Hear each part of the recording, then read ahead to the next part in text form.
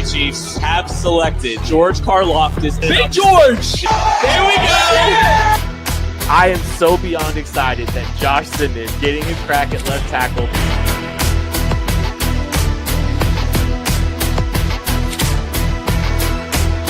It's really hard to win the AFC Championship. Is it? Welcome into a live edition of the KC Laboratory presented by Emprise Bank, member FDIC, our amazing partners in Possible here at KC Sports Network. Very happy Monday to all of you. Ken Swanson here with Maddie Lane with the Dad Game Strong shirt. Looking good, man. I've never seen that before.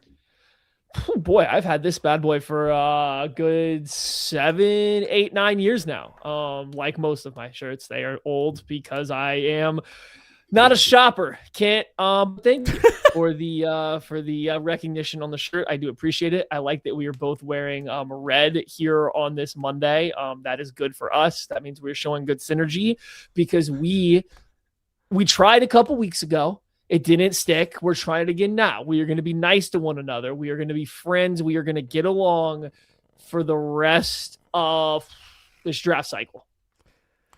Jackie Moon has the right question. Why is there sleeves still on your shirt? Listen, I try really hard to reserve sleeved shirts for the Laboratory podcast, for the Draft Show podcasts. Breaking news teams, 21 questions, my non-weekly shows. We just gotta, let it flow. We gotta go free. It is just Maddie and I tonight. Hammy is out, so Monday is not a matter day. It's just he's at the owners meeting. I would say where he is. I'll tell you where you going to go find him. Go find him. He's at the NFL owners meeting right now. Doing other stuff, doing big fish stuff. So no Hammy today, just us two. So not a fake Matter Day. Brandon Bowen saying, "Is it April 23rd yet?" No, we're getting so close, y'all. We're 3.5 weeks away from the NFL draft, but also we are 1 week from the KCSN Draft Guide. That's right, folks. Monday next week, the KCSN Draft Guide will be releasing the 8th edition of our book. I have been working on it feverishly the last week. All of the write-ups got in on what I make you guys do. Friday, Saturday. Maddie pushed it to the limits. Spring's a hard time, let me tell you. Yeah, but I had to. Hey, I will say, Maddie did step up big and help me with some cornerback stuff. So that was big time. Him and Eisen did. So shout out those two. But we are a week away from that book launching. 300 pages, a little bit over probably of Chiefs-specific draft content, 225 plus write-ups on the prospects in this draft and how they fit your favorite football team, the Kansas City Chiefs. Every article, every write-up is written from a lens of the Kansas City Chiefs. So if you want a 300-page companion for you so you can follow along with the NFL draft and see our opinions as things are breaking down, go check out our book. The link is in the description of the show. I think we're pretty much all draft today, which is fine by me.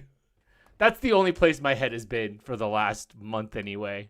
So once the 3 days of free agency that we really got in Kansas City, it's been draft. It's been all draft, all gas, no breaks.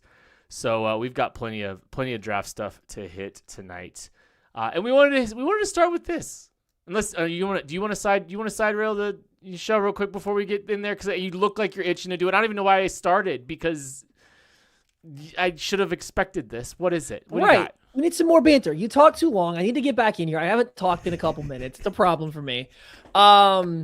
Yeah, so I was going to say, we've done a lot of draft content this year because the Chiefs got, eliminated early. So you didn't have the playoff talk to carry you over. You didn't have oh man, how great was this? Or what's the easy fix? So it does feel like we've been doing draft stuff for a minute now. I just want to say, for me personally, I'm really ready to shake this mindset that I'm in right now of every single player stinks. I do this every year. I talk about it in the show every year. We get to a point. It's usually a little bit later though, right? I feel like I've been stuck in this rut for the past week and a half, 2 weeks now, where all I see are the flaws with every single player and very little of the upside. And I'm ready to shake it. I don't think that's going to happen today, but I'm hoping I shake it soon because I want to be positive about some players. And it's been a struggle for me these last couple weeks. Well, we literally have a segment for you to be the opposite of positive that you launched with course. Hamilton last week. So, I don't know, man. I don't know how this is gonna go for you. I'm not gonna lie. Negatively, not gonna go well for you. But we're gonna get into that here in a little bit. But we figured we'd mock a mock. Our guy Matt Miller put a full 7-round mock draft together here. And it is posted on ESPN. You can go check out his tremendous work. He's a good friend of KCSN's, good friend of ours, and he's out there living his dream, and it's the coolest thing ever. He put together a 7-round mock for the entirety of the National Football League, every single pick of this draft, and we thought we'd break it down. So, hopefully, maybe this is a surprise for some of you. I don't know. And go give him a click after we do this, please. Go give our guy Matt a click after this. I'll keep clicking. I'll keep hitting the refresh button. Hopefully that counts, right? Is that I don't know. Sure. Yeah, you were asking the right person about technology, so yeah, definitely counts. Keep doing those clicks, buddy. Good point. But we'll just run through all this. With the 9th pick in the 2026 Matt Miller mock draft, the Kansas City Chiefs select Ruben Bain at pick 9, the edge out of Miami. I sit here today, one of the last few days of March, and he is still my favorite selection easily. That I have the strongest conviction about. Is that where you sit? Yeah, I think so. I mean, he's definitely in the top tier, and he's at the top of the top tier. I don't know. I haven't decided how much separation is between him and the top 2 receivers for me, but he sits above them for sure right now. He's the guy. He's the guy that can kind of change the defense. We do this weird thing where we talk about like blue chip players in this class. And I do think that you have some non-premium positions that fit that mold. But if we're going to talk about anybody that plays a premium position that is at least flirting with that tag, it's Ruben Bain to me, because he can play on all 3 downs, because he has the most avenues to winning as a pass rusher. And I get it, man. The arms are super, super short. He didn't even remeasure them at the pro day. And you know what? I've decided I love it. I decided, that's fine. Who cares? The arms are what they are. It's not, who cares if it comes in at 31.5 inches and they magically grew from the combine to his pro day? That's still a crazy outlier, right? So just stick with the number that it is and roll with it. So Ruben Bain, if he's there at 9, great pick. Gut feeling, not there at 9. Gut feeling is we're going to hit this point here soon where everything flips and people start having him be the first true edge off the board, because I just think that's the way things are trending. I don't get the warm and fuzzies that Bain will be available at pick 9.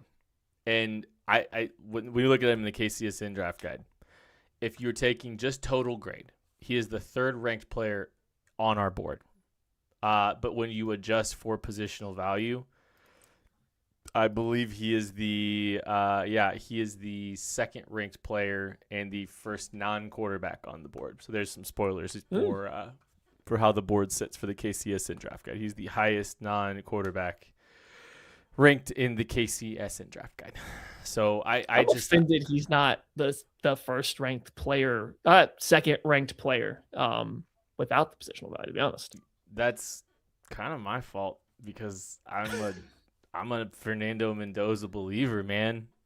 Oh, so not the non-positional value. I'm saying that I'm disappointed that Caleb Downs has a better raw grade than Bain does. Yeah, Jeremiah Love, I'm cool with that. Caleb Downs, okay. That one's not my fault, I don't think. But I'm still a big fan of his. With the 29th pick, the Kansas City Chiefs select cornerback Avion Terrell out of Clemson, replacing Trent McDuffie and that 29th pick that they received for him with another corner. How'd you feel if that was the selection, Maddie? Yeah, a week and a half ago, 2 weeks ago, I'd have felt really, really good. I rewatched some Avion Terrell here last week, and he's a good player, but he didn't overwhelm me. I think into the first round, beginning of the second round is the area he should go. So it's not like it's a bad value pick or anything. I'm just thinking of how he plays and with what the Chiefs do. I feel like he's going to be limited to being a slot only player. And then when you're in that role, you have to, I think, have like a certain playmaking kind of just knack that I don't know if he has shown, right? So like it's a fine pick. It just doesn't overly excite me at pick 29. And last week, you, Craig, and I did that exercise where we were kind of going through wide receivers and cornerbacks and how it breaks down. Would have much rather gone the wide receiver route looking at Matt Miller's mock on some of the guys that were available over Avion Terrell at pick 29. So you would have rather gone receiver at 29 is what you're saying. Oh yeah, absolutely. Yeah, because like I said, I just think I think Avion Terrell's a good player, but he's not overwhelmingly athletic. He's not overly big. He hasn't had a ton of ball production, so it just feels like you're drafting a solid, good, smooth moving cornerback that kind of is going to only play in the slot for you though. And I just don't think there's like the Trent McDuffie upside. I get it, he's going later than him, but there's not that kind of upside in his movement or play style. So it's just I kind of came away a little just whelmed with watching Avion Terrell again. Who would you rather have taken then? Casey Concepcion. I've become quite the believer after rewatching. I know there is some catching concerns. He might come up a little bit later in the show for something too. We can dive in more, but he's swayed me to a Casey Concepcion fan, and the fact that he was available and the Chiefs went this route would be pretty disappointing for me, I think. Casey Concepcion goes 37 Yeah. in this mock draft scenario, and that is 3 picks before the Chiefs select at pick 40 a wide receiver. Jeremy Bernard. Hold on. What's your take on Avion Terrell? Sorry, I'm talking a lot. What's your take on him? I'm fine with it. Like I think you kind of nailed it. Like he's fine. It doesn't help that he just had a hamstring injury literally today. At his pro day during his private pro day because he couldn't do the other pro day. Yeah, so I think he can hold up in Kansas City. Like I think he's a willing enough tackler. I think he's physical enough to to actually be a tackler there. So like I think Miller actually nailed him as a fit for the Chiefs. But I think I would have been tempted to just double dip and grab Keldrick Falk. Yeah, that was another. Yeah, that he would honestly have been my actual pick there. If that's the board I was looking at and Keldrick Falk was available at 29, yeah, just give me Falk and Bain along the defensive line. One of the two is going to hit, and they're probably going to be really darn good, if not both. That would have been a very tempting pathway. So we said Concepcion goes 37. That's 3 picks before the Chiefs select Jeremy Bernard, the wide receiver out of Alabama. I know where Matty stands on this. This is probably a little bit too rich for him. Bernard, that's probably the highest I'd take him. And I think there's probably some players that I'd love a little bit more. I think, in this scenario. Okay, I'll tell you. Chris Johnson out of San Diego State goes at pick 41. I think I would rather have Concepcion and Chris Johnson than I would Jeremy Bernard and Avion Terrell. Yeah, for sure. Here's the thing, and I think this even, the way Matt Miller wrote this up was like, hey, Jeremy Bernard's a very solid player, and the odds are at bare minimum he sticks as like a number 3 wide receiver on a team. And then I'm thinking like, okay, but his upside is he's a low end number 2 wide receiver on a team. And did the Chiefs need another 2/3 wide receiver? I don't know if that helps them. They have those guys, right? Again, obviously, Rashee Rice is unknown, like his future with the Chiefs or even what he can do this year. But like they need somebody better than that. So like I'm not for forcing a wide receiver at pick 40 just because they didn't take one of the first 2 rounds, which is why I would have gone the Concepcion route. If we're looking at this draft, though, who I would have taken at 40? Let's say they went with Avion Terrell.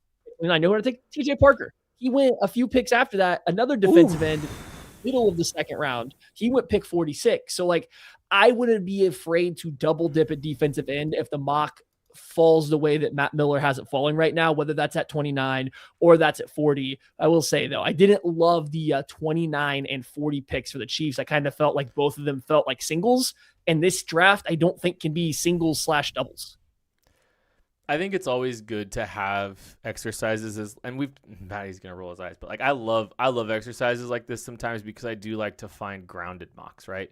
Because like it's so easy to just like live in your own bubble where it's like always drafting the ideal guys, and it gets so repetitive. And sometimes it's good to just challenge yourself a little bit and try to like mix some things up and at least let your head and let your mind accept like different scenarios outside of what's playing through yours. Like we already know where our biases sit, and not biases in a bad way, but just like our evaluations. We know how our evaluations are and the players that we'd like to see the Chiefs take, and that's for sure. Like I think we have clear hierarchies, but it's good to sometimes live in some scenarios that are a little bit, not the same way you would do it. Pick 74, Dominique Orange, a KC kid, stays home. D-tackle out of Iowa State, going with the 74th pick in the draft. That's somewhere around, I think, where we have him in the KCSN draft guide too. So what were your thoughts on Dom Orange? A solid player, about the range I think he should go. I don't know if it's the best fit for what the Chiefs do. I don't like him as like an attacking nose tackle. I want him to sit and eat space and just hold his ground and play a little more balanced and grounded. And I don't think that's what the Chiefs want, right? I don't think that's what the Chiefs want out of their defensive tackles. So the fit's a little odd to me. So it's not my favorite pick. Not a bad, again, this is like the Terrell pick. It's not a bad value or anything like that. This is about where I think they should go. It's just trying to slot them in onto the Chiefs defense. It really feels like you got Ruben Bain, and then it's kind of been followed up with a bunch of singles and doubles, and some of them might not be great like scheme or current roster build fits. So I would kind of leave. They have Ruben Bain, so I'd be happy, but I would come out of Friday night being like, this could have gone a lot better with this much draft capital. Fun scenario though. Would you sign yourself up right now knowing that Bain falls to 9 and the rest of the board goes like this and the rest of the picks go like this? Would you just be like, okay, fine? Ooh. No, I don't think I would lock in that guarantee. Okay. Like if you said for sure there's no way that you can get Ruben Bain at 9 unless this is what happens and we can have a conversation. But if it's like just a complete roll of the dice or this is what you get, I think I would take the roll of the dice. Because like I said, I really don't love those next 3 picks. I would come away from those being like, wow, Ruben Bain has to be that guy, because they didn't get substantially better. They got substantially better, but they didn't get a guy that's a difference maker at any of those other spots, at any of those other picks. And that would be kind of disappointing for me. Yeah. I think the allure of getting Bain is just so appealing to me that I think I would just be fine with some singles. And like, I'm a little higher on Jeremy Bernard than you are. I'm fine with Avion Terrell. Dom Orange, at least it's, interior defensive line help, so. I want to be clear. I don't dislike Jeremy Bernard. I just think I don't know how much he helps the receiving room in the same way that some other guys. I just want to be like 40's a little rich for me. It's not a value thing. It's just like, okay, best case scenario, you got Jacoby Myers. We've seen teams try to make Jacoby Myers their wide receiver 1 and it doesn't work. Right. And it's just like, that's my only hesitation there. I feel like Jeremy Bernard's a little bit like, I feel like there's a little juju to him as far as like, how he's been a glue guy too. He's just he does everything right. He does what you ask. He's involved in the run game. High character football player. Mm-hmm. Is that pick 40? Dog. Is that pick 40? Well, that's the big question. I think pick 109 is going to turn some things around here for you. Hold on, though. Can we do a super chat though? We got a super chat. Yeah. I know it's not mock related, but we got from Big Daddy Patty Mahomes. What is our thoughts on the Chiefs hypothetically trading for Josh Sweat? No rumors or speculation, just out of curiosity. How would you feel about the Chiefs trading for Josh Sweat? I think I'm gonna have to go look up. I'm gonna have to look up his contract now and just kind of see what it would look like to acquire him. I just think in the past there was some rumblings the Chiefs at one point in time might have been a little interested in trying to acquire one Josh Sweat. And so like, obviously at some point in the recent years, they have had interest for a guy that I do think of as a little bit more of like an athletic rusher, a little bit more speedy and bendy. I mean, he does play with some power, but like, I don't think people see him as a power rusher necessarily, but he fits enough of their criteria. He plays the run well enough. He can rush with power and collapse the pocket enough that he kind of fits what they want. So like, I can see how we get there. As always, it would be very value dependent because I know he's a little older. This is a guy that got dinged in the draft for having like long-term knee damage. So like, you never know when that is going to go. Right. So there's some definite risk involved with trading for and having to maybe pay him. It's a rental, most likely. I mean, you're talking about he had a good season for the Cardinals. He put together a 12-sack season for the Cardinals last year. You're looking at about $11 million in a cap hit for 2027 or 2026. 2027 and 2028, it's about $18.5 million. So, I mean, that's reasonable, but he would be on the wrong side of 30 for those two $18+ million cap hits. Not a ton of flexibility in that deal, I don't think. And he's probably not going to negotiate terms favorably. Like, he might even be wanting more money at some point. So that'd be tricky. I think that'd be a tricky one to make work, but I've always been a big fan of the player. So, you know, I think there's worse ideas out there. There's a lot worse ideas out there than pick 109 for the Kansas City Chiefs. Matt Miller has the Chiefs selecting tight end Oscar Delp out of Georgia. If you flipped, we've seen the Chiefs make 4 selections. What's the earliest of those 4 picks that you would take Oscar Delp, or see the Chiefs take Oscar Delp and be fine? 74. You could take it. You could take him in the 3rd round. I think especially with going with a Jeremy Bernard as like your main offensive draft pick, I would almost be more wanting to spend another pick, that round 3 pick, on offense again. Because again, I think they need more firepower, and I don't know if you're getting that from a round 2 wide receiver. So coming right back and going with Delp in round 3, I'd be okay with. It's a little risky because he doesn't have a ton of production. And like, it's, you know, he was supposed to take over for Brock Bowers and he just kept flashing and never put it all together.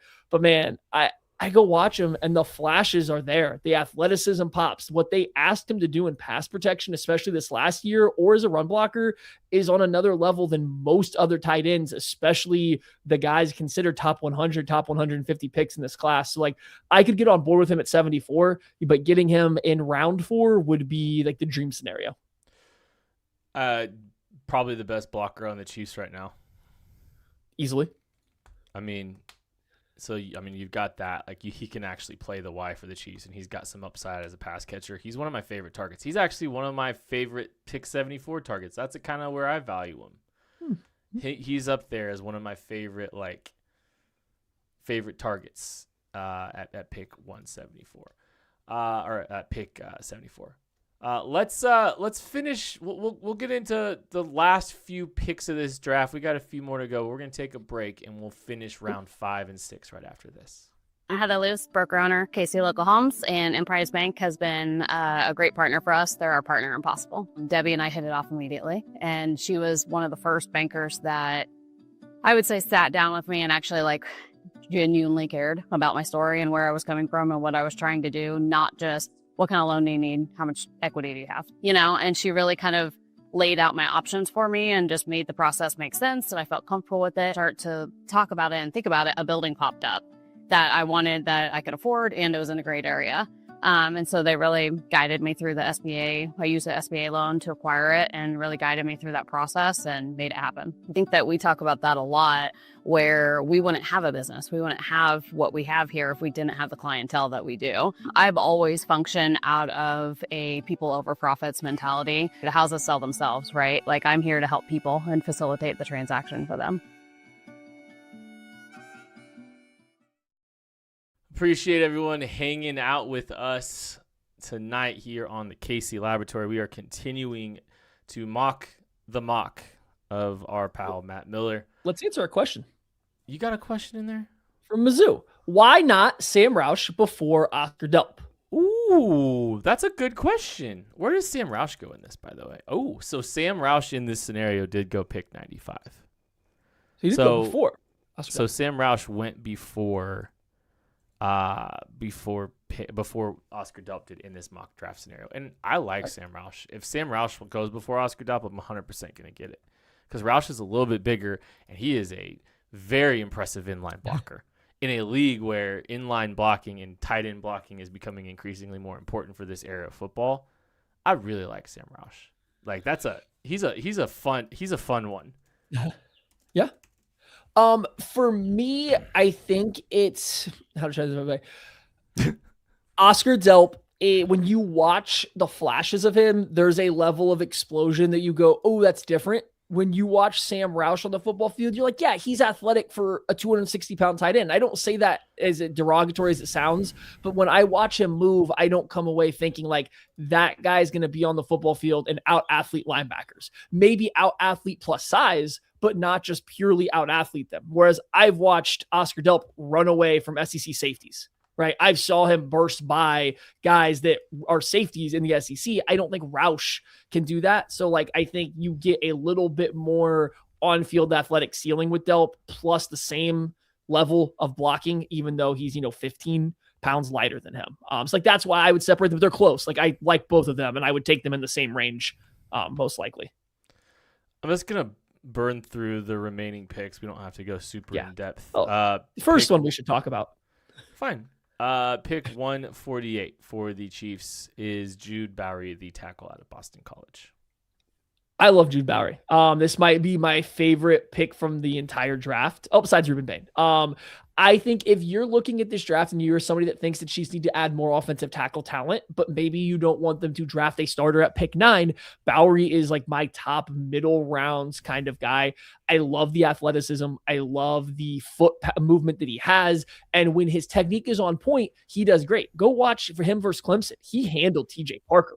No problem whatsoever. Now he's inconsistent with some of his techniques. Like he does still need to be coached up a little bit. He needs to get a little stronger to handle some power, but we're talking about a tackle that's going to go somewhere between the 3rd and the 5th round. He's played mostly on the left-hand side, so I don't know. You have to see about the switching sides, but like if there is one offensive tackle in the middle rounds that I can plant my flag and just be like, hey, I want to give that guy a chance on my team to see if he can develop and be your tackle, like an starting tackle of the future, he's probably the guy I would go to first and foremost, just because I see it's kind of like reminds me a little bit of Abraham Lucas out of Washington State a few years ago. You can just see how his movement translates to the next level. And then Abraham Lucas has been able to become a solid starting right tackle that I think in the 3rd round that year. So you might be able to get Bowery a little bit later. Bowery sits top 10 tackles in the KCSN draft guide. He is a high 4th round grade for us. You're welcome. He's a guy like I don't think you're cross reference or your cross check is in here. Actually. Well, he's a grade in my. No, it's not. But I would have him higher than what it is. I know, but I would have it higher than what it is. Though, I'll tell you that much. Do not do this to me. Do not put that grade in there. Do not mess with it. This is a bad time to tell you that I've adjusted some over the past 2 days of mine. Are you kidding Your me? face, right?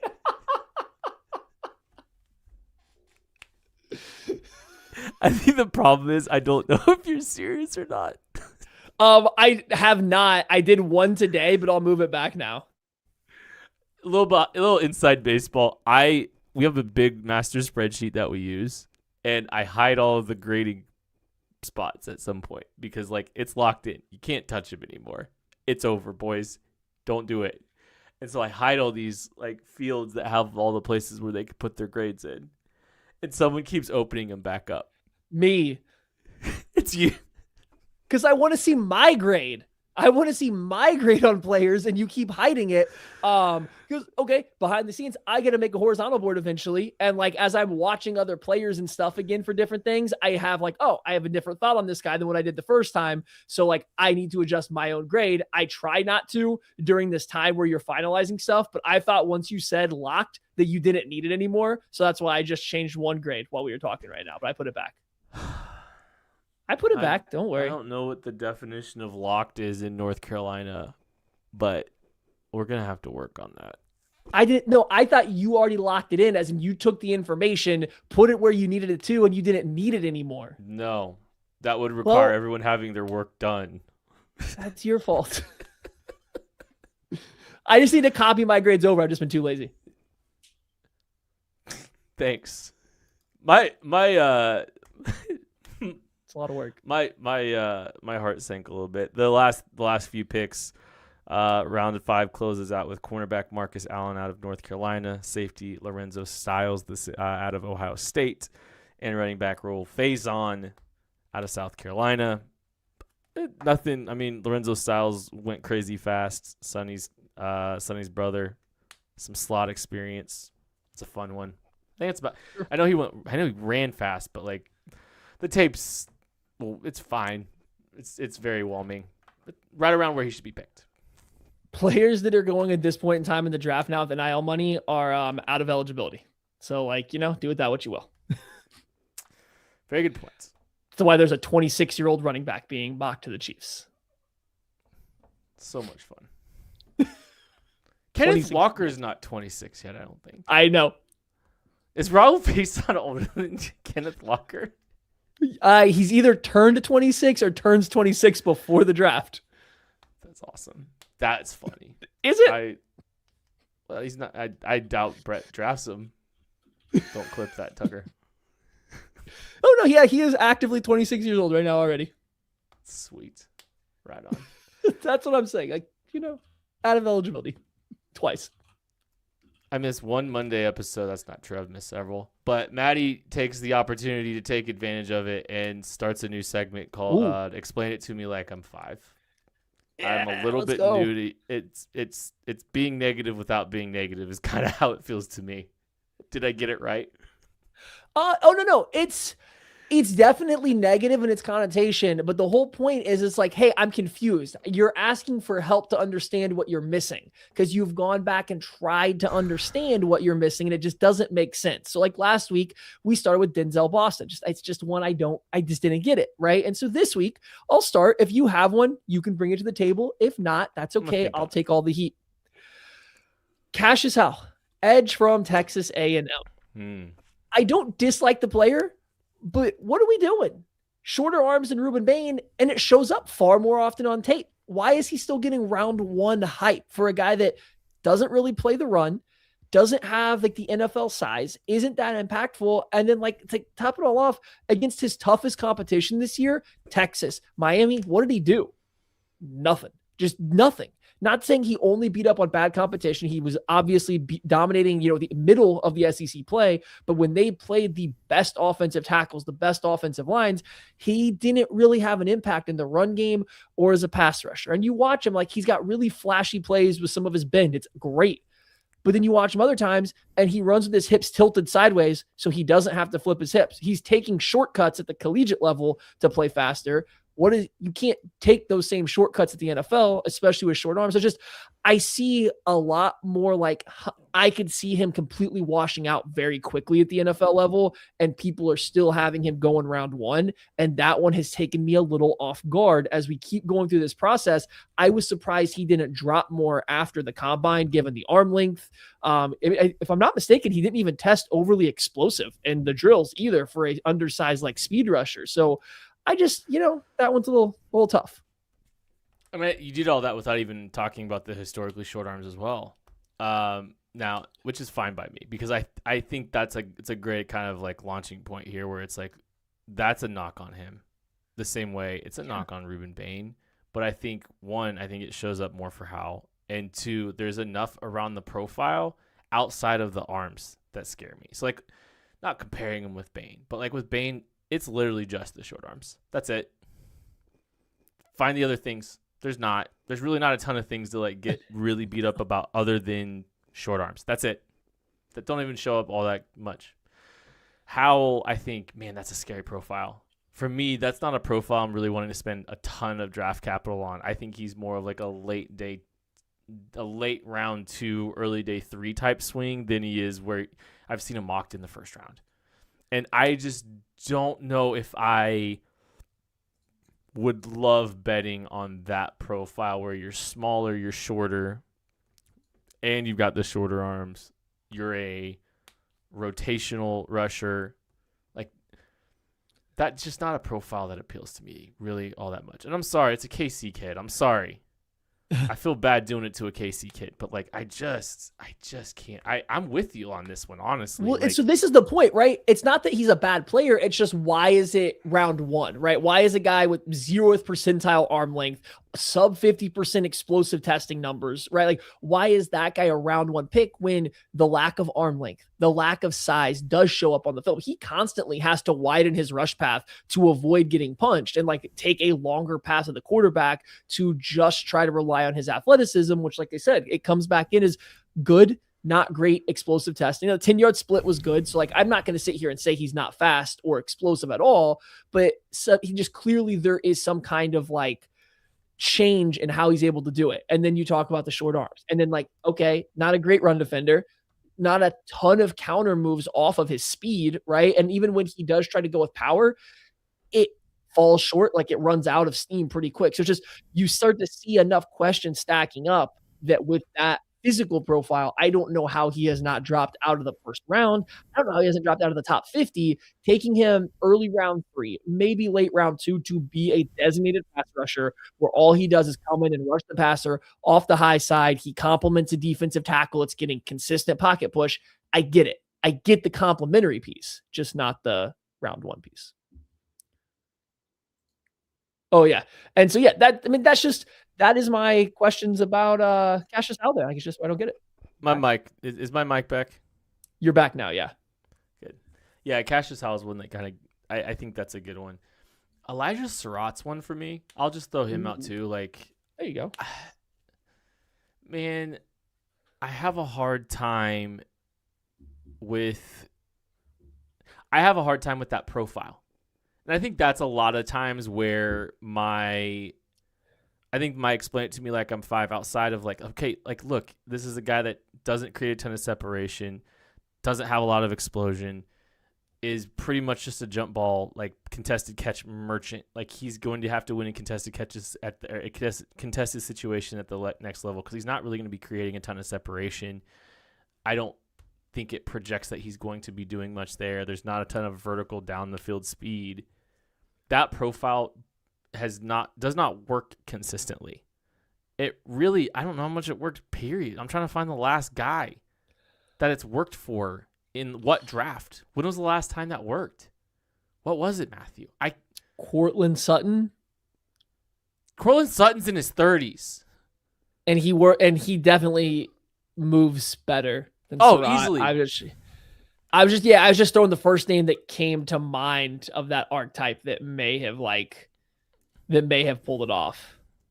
I'm like, good receiver, good route runner that doesn't separate, right? Like, I think he's doing everything he can, but he just doesn't have enough of athleticism to really be consistent at the next level. That's another guy that kind of gives me some pause. I feel like you're probably in like the production's great and he's a great college receiver. I just have a hard time seeing him translate well to an NFL, especially like how many teams are really going to use what he's good at this level? Like what teams are doing that? And how many, like we're sitting in too high. How many hole shots are you getting? You know what I'm saying? Like, I don't know. How many back shoulder? I guess he goes to Pittsburgh and him and Aaron Rodgers just do their thing. That's right? it. That's it. Right.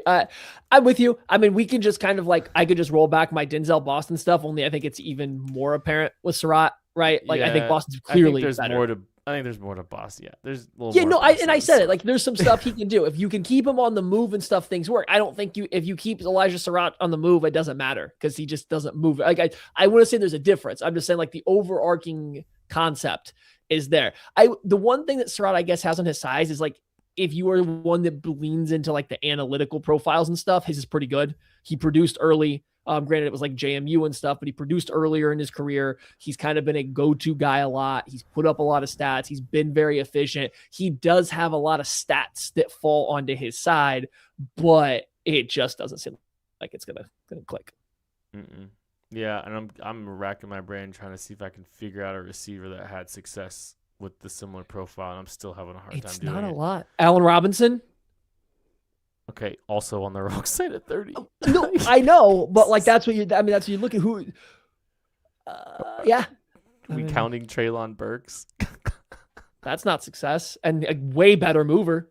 I know, and bigger. So I can't find one, man. We're into 2021.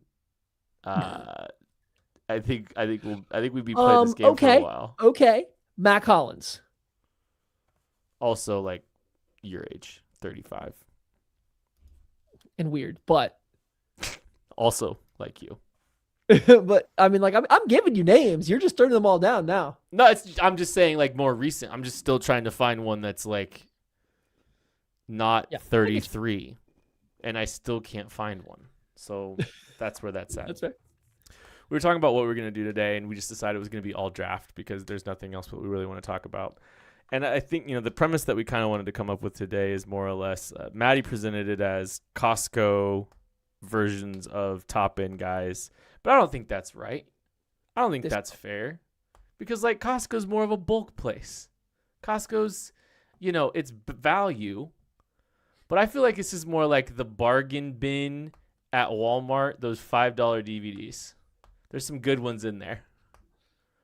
And yeah, that's kind of the value. I think that's kind of what I'd rather play. It's like, why take this guy in round 1 when you can just take this guy in round 4 or 3? That's fine. And most of mine follow that. I do have one that I'm going to start with because it's a little bit, it's like less discount and more like not designer, but similar players. And these are both guys that are going to go in round 1, I think. And this is where I said we were going to talk about Casey Concepcion a little bit more. Uh-oh. Jordan Tyson and Casey Concepcion. Ooh. If you don't want to take Jordan Tyson at pick 9, if you don't want to take him because of his hamstring, why not just take Casey Concepcion? Now, you are giving up a little bit of size. I want to be very clear. They are not exactly the same size, but watch how they play and tell me that Jordan Tyson plays significantly bigger, right? Yeah, okay, maybe he jumps a little bit higher on a fade route, but guess what? His 30-inch arms ain't reaching that much higher. I've seen Concepcion go up in high point balls right before he's getting hit by a safety too. Both drop the ball like crazy. Both are considered really good route runners. I would actually wager that Concepcion's a better route runner because he doesn't waste as much movement. He's more like concise with what he's doing. He doesn't start like freelancing and just dancing for no reason. So it's just, if you're looking for this, hey, this guy's a man beater that can win at all 3 levels, and I really like how he moves, why not take Concepcion at 29 if he's there over Jordan Tyson at 9? I was more impressed with Concepcion at multiple levels than I thought I was going to be. Like, he did some good things down the field that I was kind of impressed by, and then like he won in some of the intermediate. That was like, okay, I see the vision a little bit here.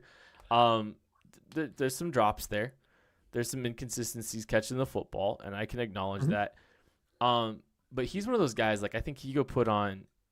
Sometimes like it's fun to just find a cut up on, or just like a cut up of highlights.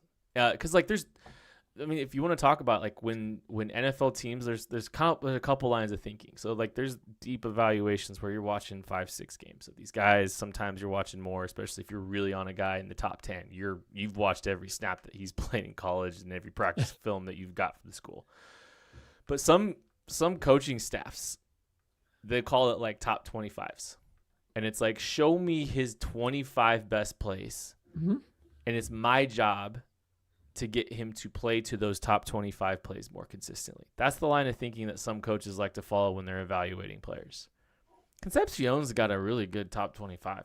If you give him his 25 best, there's some really high-level moments. Those are the moments that endear you to him being, what some consider a, top 25 type pick. So, I get it. I get the appeal of Concepcion. He's kind of grown on me a little bit as well. So, that's what I wanted to go with. And like I said, I just want to say real quick, some people I think are going to be not upset, but be like, oh, hey, what I thought Tyson was like the best player and stuff. Like, I think Jordan Tyson's a lot more beloved on social media than he is from maybe the NFL circles, but at least like people, when I find coaches, and like granted it's social media, so it's just what it is, but if you talk to people that have coached the wide receiver position or follow them on social media and see what they think, it seems like a lot of those people are a lot lower on Jordan Tyson than us in the media space covering Jordan Tyson. And I think we get sucked into his highlight film. Like you said, Jordan Tyson's top 10 plays are phenomenal. They're great. Watch a whole game and you're just like, what did I watch? What just happened? Right. And so I just think that there's as much inconsistency in his game as there is Concepcion. Just for some reason, that label only gets put on KC instead of Tyson as well. In again, the media circles. I wasn't sure how this all was gonna sit, but the more I think about it, and I think you might have even brought this comp up. If you Carnell Tate at 9 or Ted Hurst at pick 74, I don't know how in the Chiefs are gonna be specifically on getting a Carnell Tate type player. I think the list might just be Carnell Tate, although they're bringing in Ted Hurst for a visit.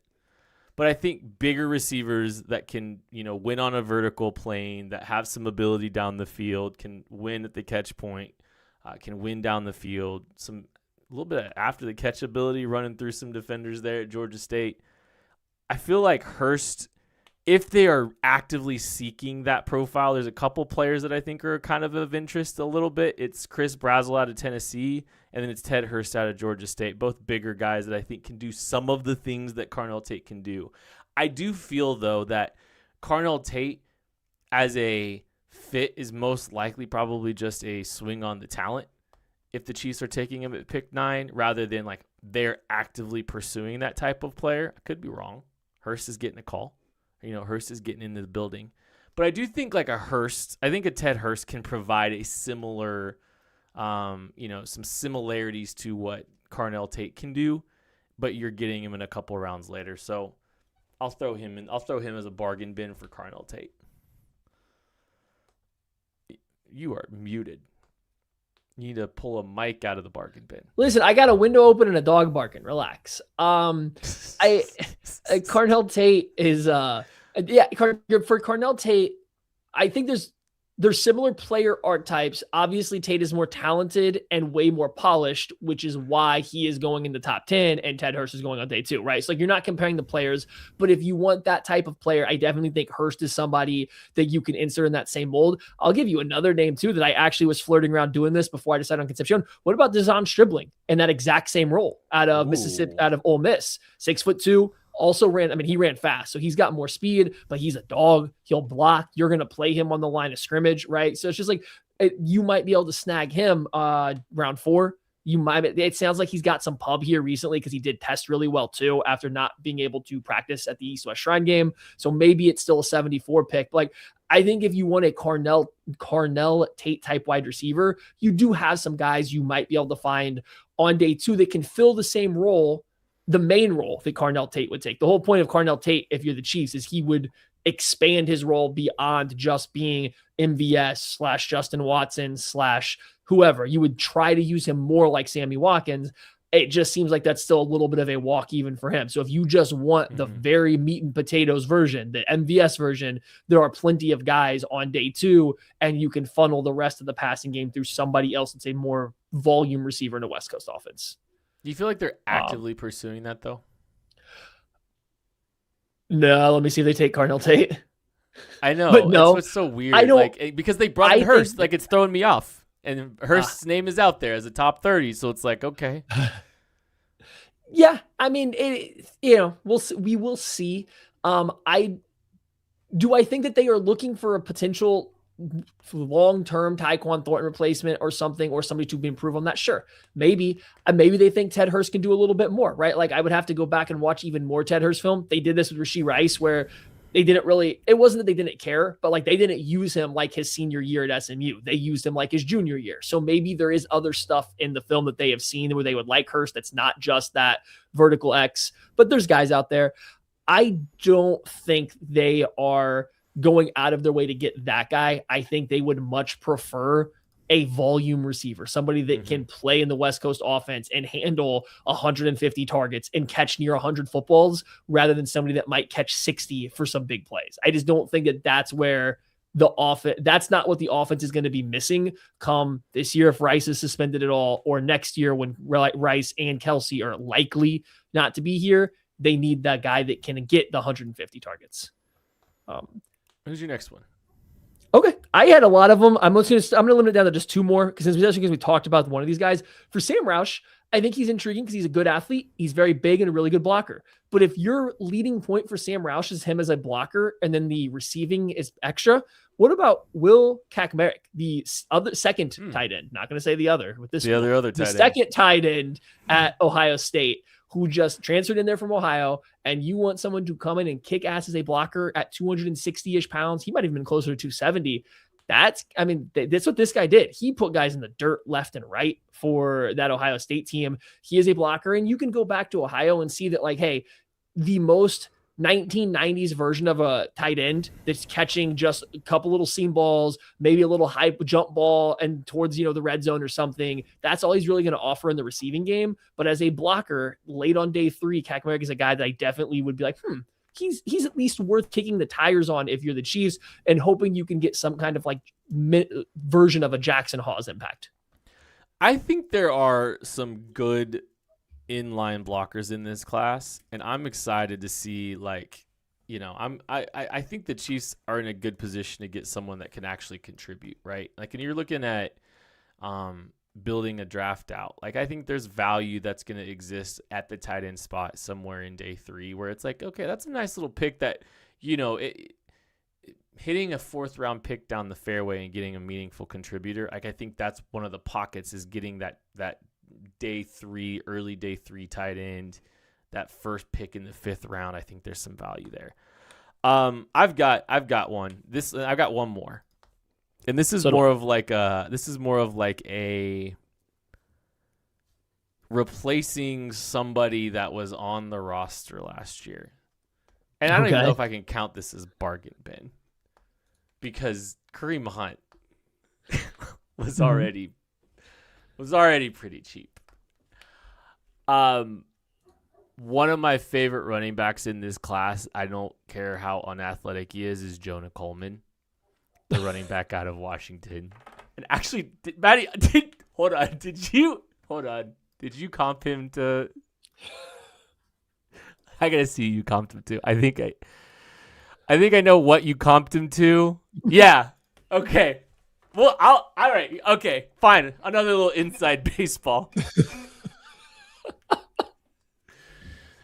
When Maddie does comps, he likes to have fun with them, and so he gives us these, unique names. Can I say this one? Am I okay? Oh, you can say any of them. I like my comps are more accurate than what they're going to be in the guide. I just want to go out on a limb and say that one. My favorite one was this week. He wrote a defensive end, and he called it "Honey, I Shrunk Cam Thomas."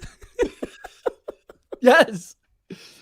That's better than just saying Cam Thomas, because he's a smaller, I was like, I'm pretty sure you compared Kareem Hunt to Jonah Coleman, but there was a specific, and I couldn't remember what it was, but here it is. It is Cleveland Browns Kareem Hunt. Yes.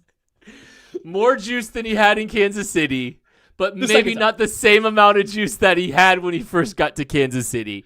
I love Jonah Coleman, and maybe it is because I liked Kareem Hunt coming out. This is tremendous contact balance, low center of gravity, physical running back, does not have that extra gear at the top. Like, it sounds exactly like Kareem Hunt.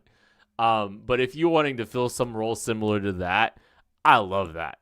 I love Jonah Coleman's fit here in Kansas City, because the Chiefs have utilized a player similar to him. He does have more bursted juice than what Kareem Hunt has to this point. He's a better football player. I went and cross-referenced this too. Matt Miller had him at like pick set 178 in his mock. I would be comfortable taking him well before that. I feel like it's pretty late. That's late for me. I feel like I'm a little lower on him just because I would take him if you took him at 109. I'd be happy. I don't know about this year, but I think if a team did, that'd be fine. I don't know about for the Chiefs. As I said, Kareem Hunt coming out of Toledo I don't want to say he was faster, but he was a more dynamic mover than what I think Jonah Coleman is. I think Kareem Hunt definitely had some like lateral bounce in a way that I don't think Jonah Coleman has. I think Jonah Coleman's a really, really short strider. Kareem Hunt, I don't think he was the shortest of striders. So like he felt like he ate this. So like I think there's a difference in their dynamic ability when you look at very early season Kareem Hunt. But once he got to Cleveland and lost a little step, now we're talking. You know something funny? I wrote down a discount version of Jonah Coleman. This isn't the one I wasn't going to use though, but I have a discount Jonah Coleman. 5'7", 220 pounds, Terrion Stewart out of Virginia Tech. Much, much, much less instinctive runner right now because he's coming from a smaller school, but just the same build, bounces off tackles, breaks tackles left and right. You cannot tackle him because he is a bowling ball. So I thought that was funny that we both had a Jonah Coleman one. Any other bargain bins you got before we move on? I have my last one here. Why is Caden Proctor a first-round tackle? Size, athleticism, age, experience, movement skills for being 370 pounds, after the catch ability. 350, but yeah. think he slimmed down so he was could move. 370 though at one point. I'm At just the saying, he was comp- catching. yeah, he, when he played caught terrible to passes in start the the year. flat. He caught passes in When the he flat started against the Georgia year at and was an 370. awful football player, he was 380, and then Go he watch had to his- slim down as the year went on. Okay, Go but you watch. said Hold on, time out. size. Go watch Yeah. Caden Proctor's late season tape. By the way, pretty. I watched Missouri, and it wasn't that great. Go watch Later. later. I watched R. Mason Thomas beat him, and that was like a later game. Anyway, you said size, you said movement ability, you talked about age. And age, this doesn't quite work, but you said size, movement ability, athleticism. So Caden Proctor was 6'7", 352 pounds. Very good. Ran a 5.21, 32.5-inch vertical jump, 9.1 broad jump. All very good numbers, especially the size. Here's an offensive tackle, 6'9", 330, so a little lighter, but a little taller. 5.17 40-yard dash, 27-inch vertical, 8.11 broad, so not quite as explosive, but still very close, especially at 6'9", 330 pounds. Travis Burke, he's going on day 3. If we're drafting a guy in the first round because he can move and because he's athletic and big, why Caden Proctor in round 1 and not Travis Burke in round 3 or round 4? Why not? Why, if we're going to take a guy that needs to be scheme specific in the run game because he's kind of sloppy in the run game, inconsistent in pass pro, why not just take that guy in round 4, who's also a very, very large human with a lot of good movement ability? Travis Burke has longer arms. He does have longer arms, barely, but yeah, bigger hands. Bigger hands too. Probably bigger feet. Yeah, sorry.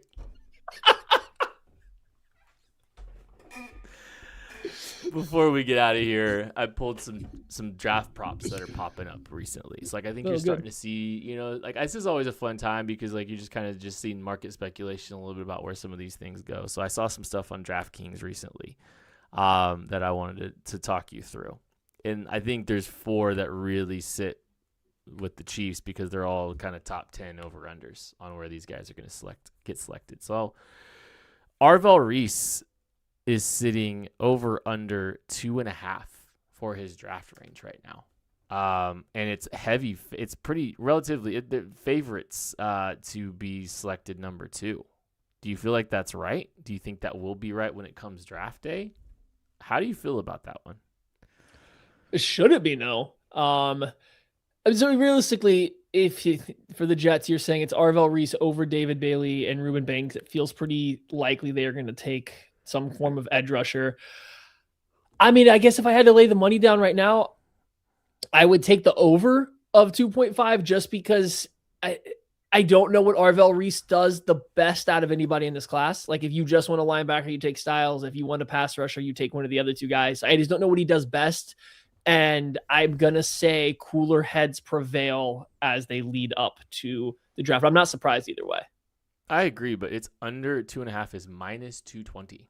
That is like, those are some significant odds there for Arvell Reese to be the second pick in the draft. It's crazy. Not a fan of that one. All right, we'll just go in draft order. Jeremiah Love over under is 4.5 draft position. The juice, it's minus 140 to go over pick 4.5. So that means more likely than not that the Tennessee Titans are not taking him at 4. You're confusing with your juice talk. I don't sports bet. I'm taking the over of just the raw number. I think the most likely landing spot right now is the Commanders. Sneaky landing spot is the New York Giants. The Titans, I don't think you can rule out, but I am starting to wonder if they're going to go a different direction. So here's where I think it's funny, and this is just something to keep an eye out. Do you know who so we just said like over more, the odds are in favor of Jeremiah Love over pick 4.5. Okay. Yeah. Do you know who the favorite currently is to select Jeremiah Love? Commanders. Still the Titans. Okay. I find that interesting. Do they think that the Chiefs are trading to 4 or somebody is trading to 4? No, I don't know a lot. Again, I'm not a big betting guy. Would this be some way for you to, if you're the books, to be right either way, I guess, right? Like if there's still the overwhelming odds to take him, but I don't know how it works. I don't know what this means at all. You're over my head now. Just found it interesting that like, hey, we think that it'll be more likely than not he's not there at or he's there at pick 5 or later, but we still think the Titans are the team most likely to pick him. I think that's just interesting. It's like talking NFL salary cap to me right now. Carnell Tate over under pick 7.5. It's a good one. So it's essentially asking Browns. The Giants are also an option, but it doesn't sound like they're going that way. But mostly sounds like the Browns because it seems like the Titans, if they go offense, will go Love. Browns have been talked a lot about this. That's a good one. As of right now today, give me the over. I think he lands with the New Orleans Saints. I think you're right. I can take the over on that one too. Caleb Downs over under is sitting at 9.5, and currently the over is easiest the over ever. I think you're right. I think it's over. And I'm not surprised if he goes early. I won't be surprised if somebody takes him early. I really won't. It's just you got to find a team that is willing to take a safety that early. You got to find a team that's willing to take a non-freak athlete or size safety that early. It's just a lot to work against it to make that bet, I think. What's interesting is also Ruben Bain, if you're looking at the top 6 picks, the best odds he has is plus 425. He's the third best odds to be the number 4 pick. So in the top 6, no one really thinks that he is going to be the selection, at least on that's where it's been right now. Yeah, no, that's where it's been right now. That's why I said that one's a little bit, that's what's been a little surprising. I agree. I think it's interesting. There is a tie for the position the Chiefs are most likely to take first. Can you guess those positions? Cornerback and edge. Defensive line and offensive line. Oh, not cornerback. Well, they must not be reading everybody's mock drafts that come out now. Clearly. O-line is first, and O-line and D-line are both plus 275. Wide receiver is plus 300. And cornerback is plus 375. Cornerback does not even make it in the first 3. It's interesting. But yeah, I'm paying attention to these a little bit, just kind of see where these things go. I'm stunned like how heavy favorites Arvell Reese is as the number 2 pick. I think that's kind of interesting. And yeah. It's weird the over-under is still saying over, but Jeremiah loves the odds-on favorite to be the number 4 pick as well. So you explain that to me. Some weird math going on there with the Jeremiah Love market. I think that's a little bit interesting. That is going to do it for this episode of the KC Laboratory. Thank you all so much for listening, watching, supporting. We love you. We appreciate you. We'll catch you later. Just explain it to him like he's 5.